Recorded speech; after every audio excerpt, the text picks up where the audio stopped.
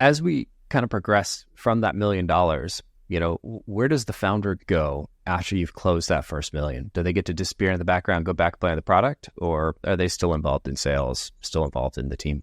Well, I have a point of view on this, and I'm quite happy to say that I may be wrong on this, because there are many founders who have built these amazing unicorns who never go near the sales team again.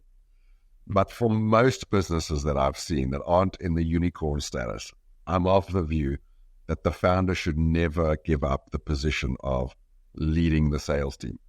That doesn't mean they have to be the functional CRO or head of sales, but I do believe that the moment a founder is no longer in regular communication with customers, bad things are likely to start happening, because they just give up the opportunity to really have the ear to the ground, hear what customers are actually saying versus what's filtered through 2 or 3 layers of people before it gets to them. So as distasteful as it might be, I think rule number 1, at least for my businesses and the businesses I advise, is if you're a founder, you're signing up for being in the sales mix for the rest of your life. And what a joy to do that anyway. Like we all talk about building products for customers and being customer-centric businesses. Really? Show me that you mean it by being in the mess with the sales team. Mm-hmm.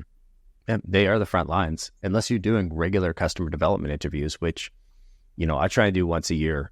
And I think that's a rarity. If anybody's listening and they do regular customer development interviews with their existing customers and customers in the market, I'd love to hear from you. I don't know too many other businesses that are doing that on a regular basis.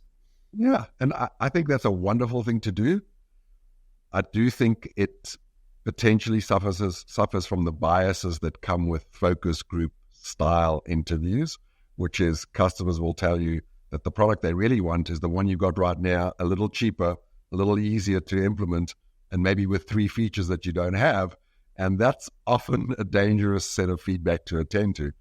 I like to say there is nothing more precise than the feedback of this customer bought or they didn't buy. Mm-hmm. That's ruthlessly clean. 100% agree. When I do customer development, I'll talk to our existing customers, and it's usually problem-based around, what problems are they experiencing? And I'm looking for adjacent problem space, but I'll also go and find profiles of people outside of our customer base and then ask them the same questions, basically a set of context questions.